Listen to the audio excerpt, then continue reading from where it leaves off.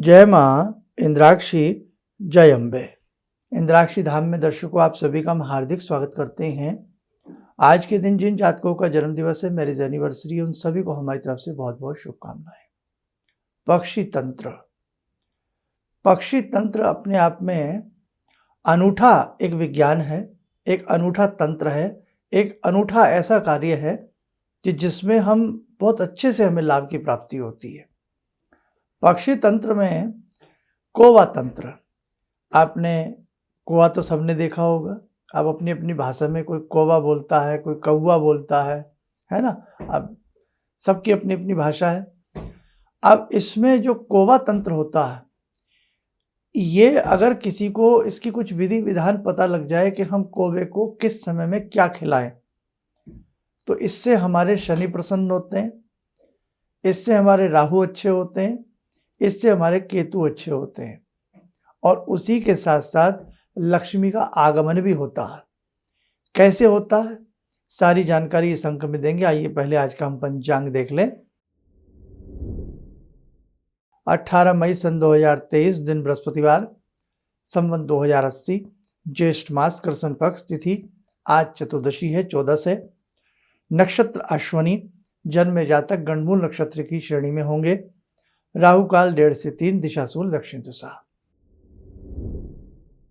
अब जैसे आज 14 है, अब ध्यान रखना, 14 में, चतुर्थी में और नवमी में, ये तीनों तिथियां रिक्ता तिथि कहलाती हैं।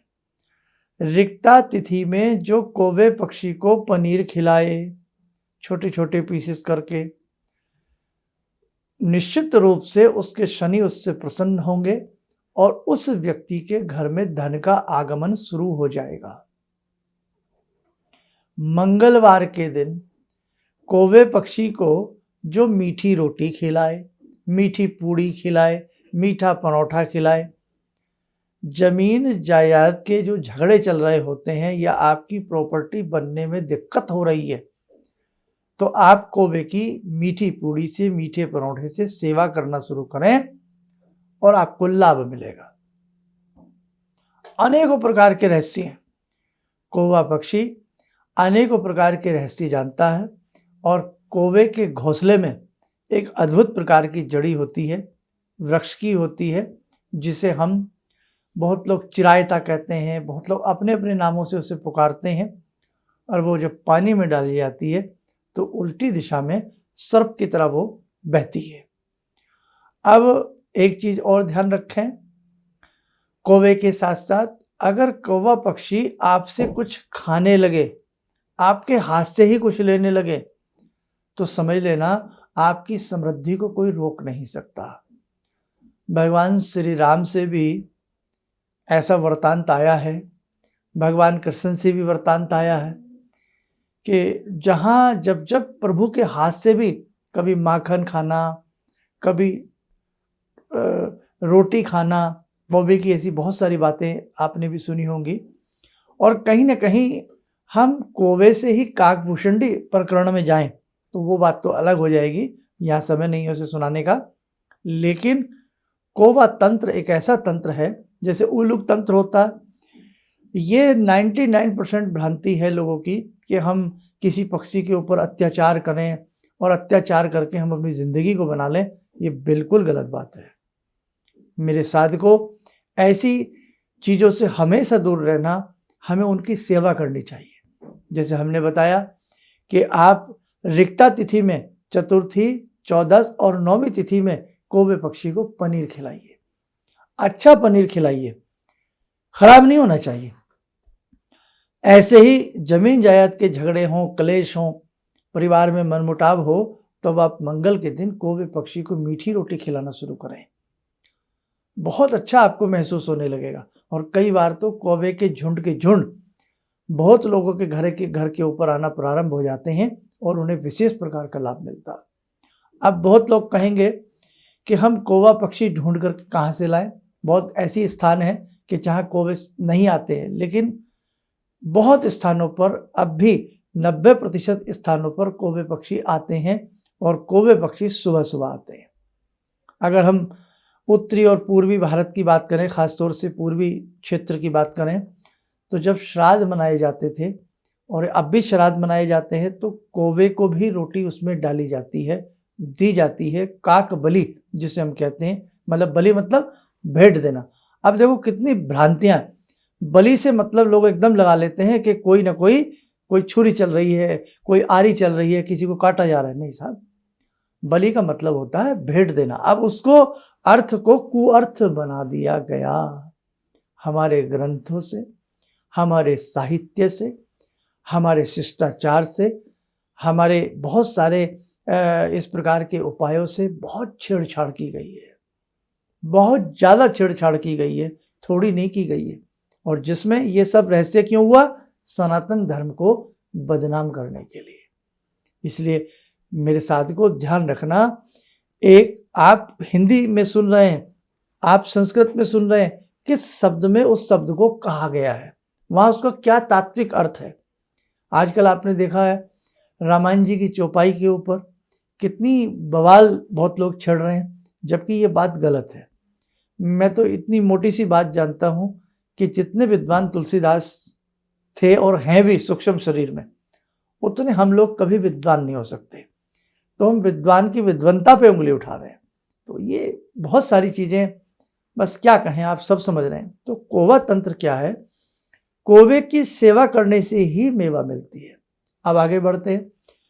जिस घर में धन ना ठहर पाता हो, समृद्धि रुक ना पाती हो, हमेशा जेब खाली पड़ी रहती हो, उन लोगों को शनिवार के दिन कौवे पक्षी को नमकीन, भुजिया, गाठिया, कोई भी तला हुआ पदार्थ नमकीन वाला खिलाना चाहिए। और कौवे ज़्यादातर सुबह सुबह आते हैं। श्राद्ध आता है, काकबली निकाली जाती है, तो श्राद्धों में भी सुबह सुबह कौवे आने लगते हैं। तो ध्यान रखना, जिस घर में कौवा आकर के काँव काँव करता है प्रातःकाल, रात्रि काल में अशुभ है, प्रातःकाल काँव काँव करता है, तो पहले लोग कहते थे आज कोई शायद घर पे आएगा, कौवा बोल रहा है। बहुत लोगों ने सुना, हमें बचपन में याद है, ऐसी आज की दादी, काकी, नानी से बहुत बार हमने ये बातें सुनी है और अनेकों बार उस चीज़ को सत्य होते हुए भी देखा है। खैर, अब कोई घर पे आए वो तो अच्छी बात है, कौवा बोले ना बोले, लेकिन घर में अतिथि आते रहें, बहुत शुभ होता है। अतिथि भी उसी के घर आते हैं वास्तव में जिसके घर में भगवान की कृपा होती है, नहीं तो लोग पूरी जिंदगी अकेले निकाल देते हैं। तो अब श्राद्ध में भी कौवे को, काकबली को रोज एक रोटी देनी चाहिए, ये भी बहुत शुभ होता है। और श्राद्ध में जो काकबली करता है, कौवे को रोटी देता है, उसके पितृ संतुष्ट और तृप्त होते हैं। अब एक तिथि और ध्यान से लिख लें, अमावस्या में भी यदि कौवे पक्षी को आप भात, चावल जो होता है उबला हुआ चावल, उसमें थोड़ा मीठा और घी मिला करके किसी एक पत्तल के ऊपर, पत्ते के ऊपर रख करके रख दें, छत के ऊपर या कहीं भी, कौवा यदि उसे खाने लगे तो 100% समझ लेना जन्म जन्मांतर का आपकी जन्म पत्रिका में जो पितृदोष है हमेशा के लिए समाप्त हो जाएगा। कम से कम 84-85 प्रकार की कौवे की बलियां हैं। बलियां मतलब उनको भेंट देने के तरीके हैं, इस दिन ये खिलाओ, इस तिथि में ये खिलाओ। और ऐसे बहुत लोग हैं जो इस प्रकार से करके वास्तव में उनसे आशीष प्राप्त करते हैं। पक्षी भी तो हमें आशीष देते हैं, पक्षी भी तो हमें आशीर्वाद देते हैं।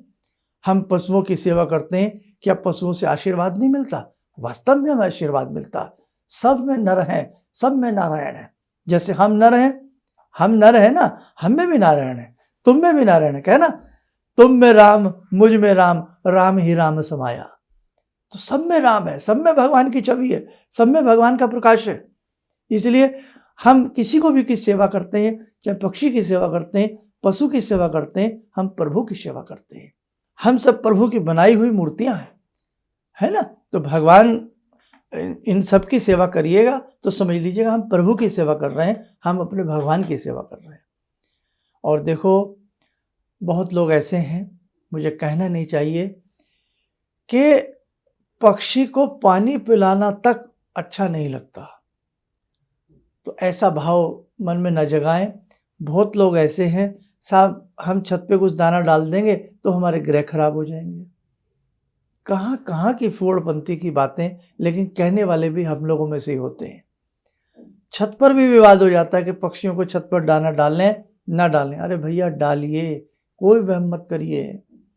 और हाँ, पक्षियों के लिए अब जैसे गर्मी चल रही है, पक्षियों के लिए मिट्टी के पात्रों में जल भर करके अपनी छत पे रखना, पार्क में रखना, दाएं बाएं रखना, और उन पात्रों को समय समय पर उनका पानी बदलते रहना, साफ सफाई करते रहना, अद्भुत लाभ मिलेगा।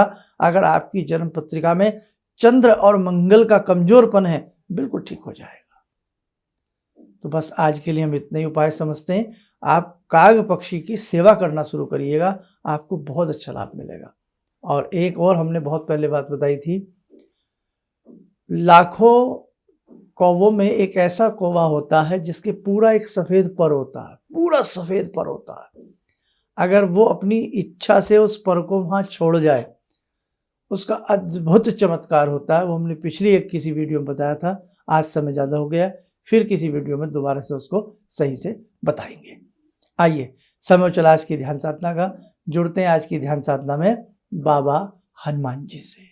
ओम अतुलित बलधामं हेमशैलावदेयं धनुजवन कृशानु ज्ञानिनामग्रगण्यं सकलगुणनिधानं वानराणामधीशं रघुपतिप्रियभक्तं वातजातं नमामि। मनोजवं मारुततुल्यवेगं जितेन्द्रियं बुद्धिमतां वरिष्ठं वातात्मजं वानरयूथमुख्यं श्रीरामदूतं शरणं प्रपद्ये। श्रीरामदूतं शरणं प्रपद्ये। रामाय रामभद्राय रामचन्द्राय वेदसे श्रीरघुनाथनाथाय सीताया पतये नमः। श्री हनुमंताय नमः। कवच बना लें, ध्यान करें, प्रभु का शुभ आशीष हम सबके ऊपर बरस रहा है।